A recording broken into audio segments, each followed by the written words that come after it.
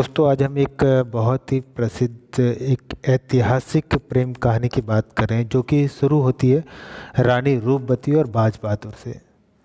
और इस कहानी की जो शुरुआत हुई थी यानी कि प्रेम कहानी की जो शुरुआत हुई थी वो विंध्याचल पर्वत पर बसे मांडू की पहाड़ियों से हुई थी।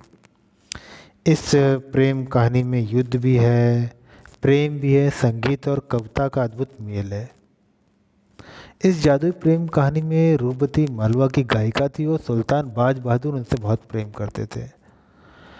रानी रूपवती का जैसा नाम था वैसे उनका सौंदर्य था।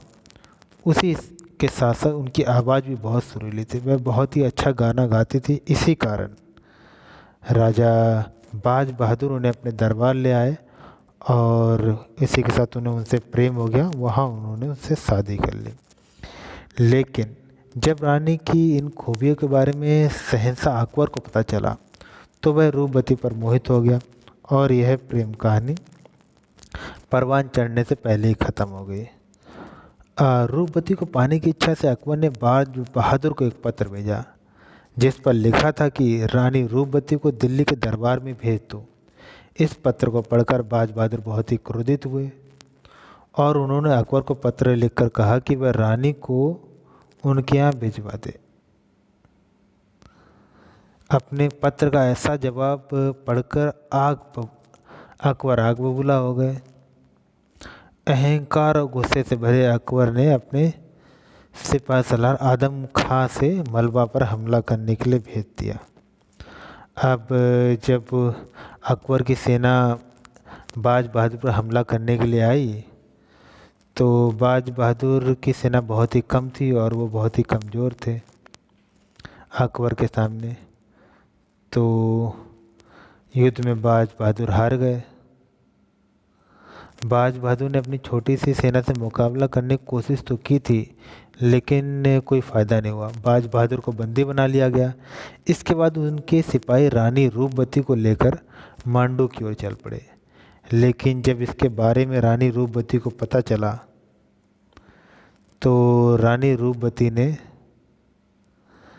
हीरा निगल लिया। एक कहते कि जहरीला हीरा था तो उसे निगलने पर रानी की मृत्यु हो गई। इस समाचार को अकबर ने जब सुना तो अकबर को बहुत ही पछतावा हुआ और फिर अकबर ने बाज बहादुर को कैद से आज़ाद कर दिया।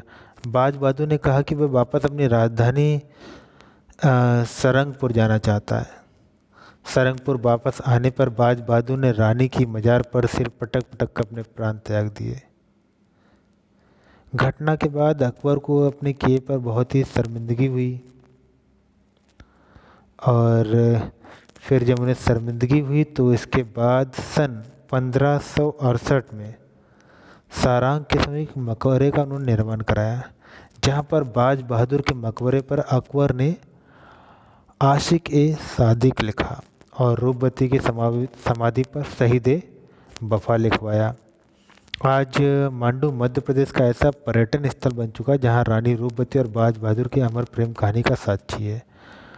यहाँ के खंडर इमारत हमें अगर हम वहाँ जाते हैं तो इतिहास के उन झरोखों को दर्शाते हैं या कह सकते हैं कि हम दर्शन कर सकते हैं जिसमें हम मांडू की विशाल समृद्ध विरासत से रूबरू होते हैं। रानी रूपवती का किला इनके प्यार का गवाह है। रानी रूपवती को राजा बाज बहादुर इतना प्यार करते कि रानी रूपवती के दिल की हर बात समझ जाते थे।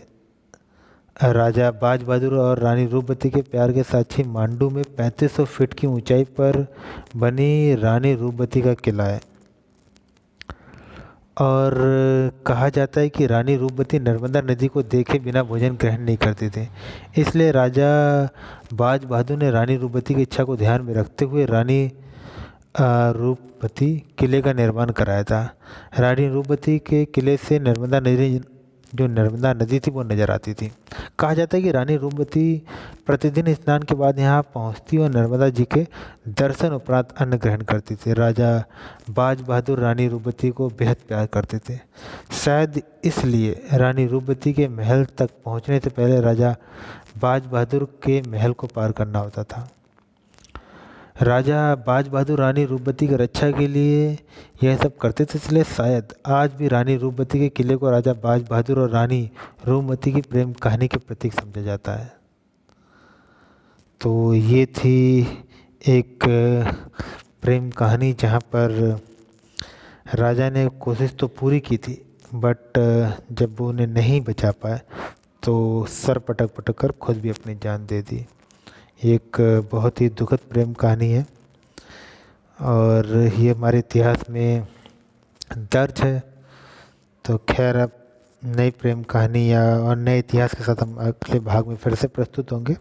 आज के लिए इतना ही।